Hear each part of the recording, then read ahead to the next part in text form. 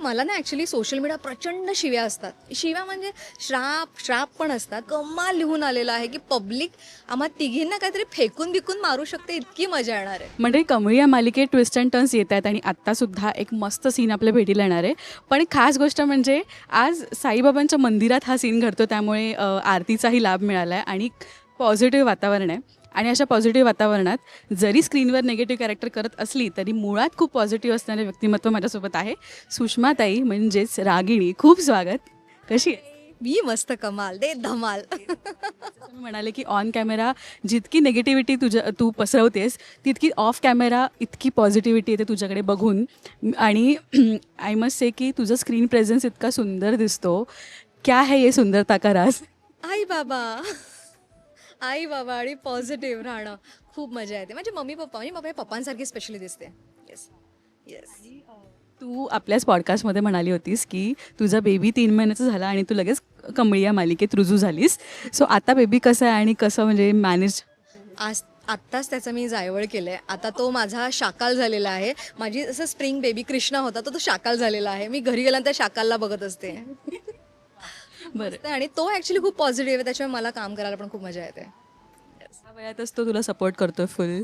आणि आज आपण साईबाबांच्या मंदिरात आरती केली आणि तू खूप इमोशनल झालीस आरतीमध्ये, राईट? सो मला सांग ना. पण झाली.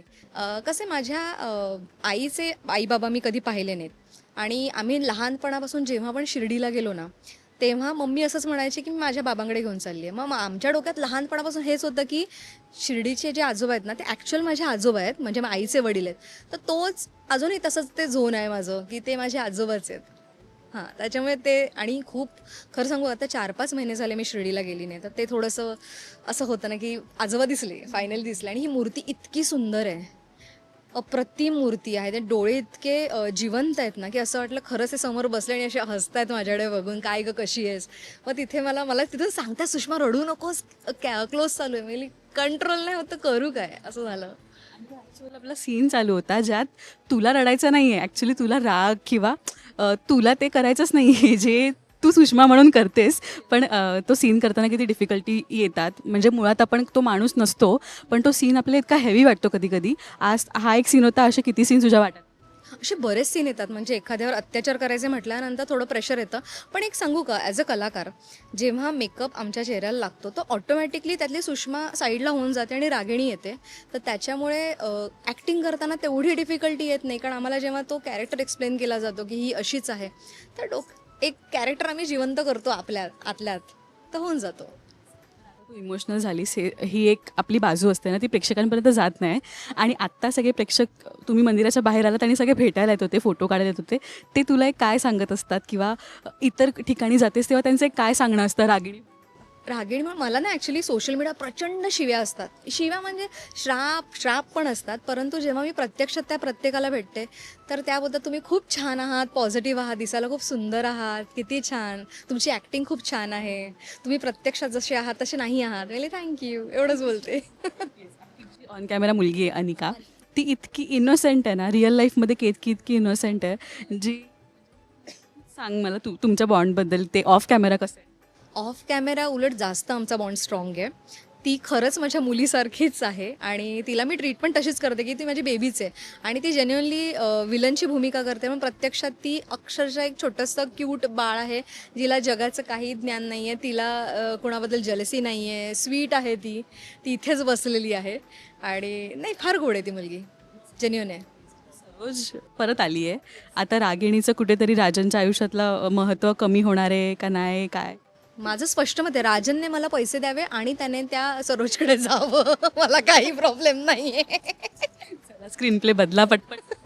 वो प्रॉपर्टी मेरे नाम पे कर दो, इसको लेके जाओ. मग काय.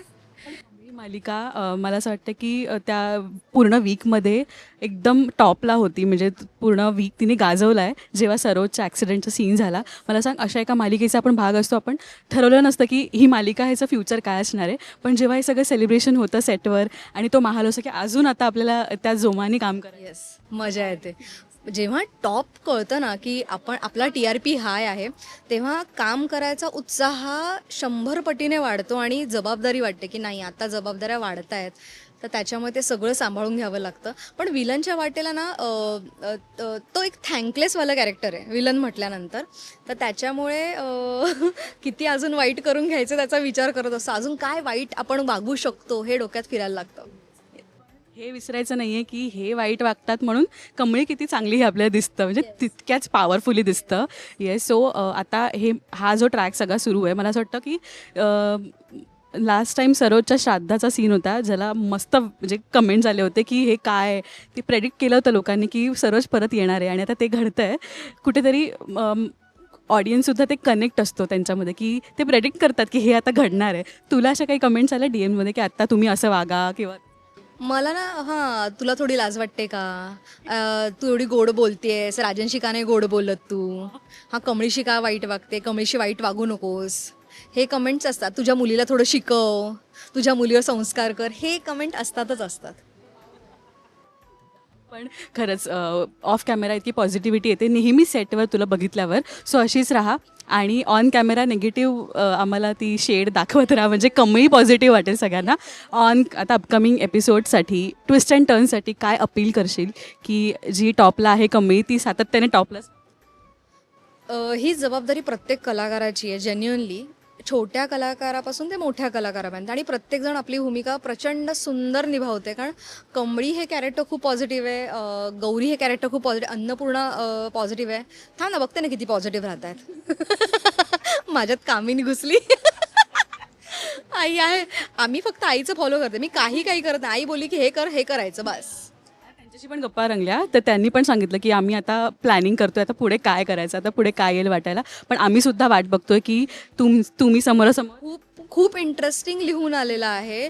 मला तर असं वाटतं की तुम्ही एकही एपिसोड मिस करू नका जेन्युअनली, कारण कमाल लिहून आलेलं आहे की पब्लिक आम्हा तिघींना काहीतरी फेकून बिकून मारू शकते, इतकी मजा येणार आहे. All the best. Thank you so much सुषमाताई आणि ऑल द बेस्ट सगळ्या. Thank you so much. God bless.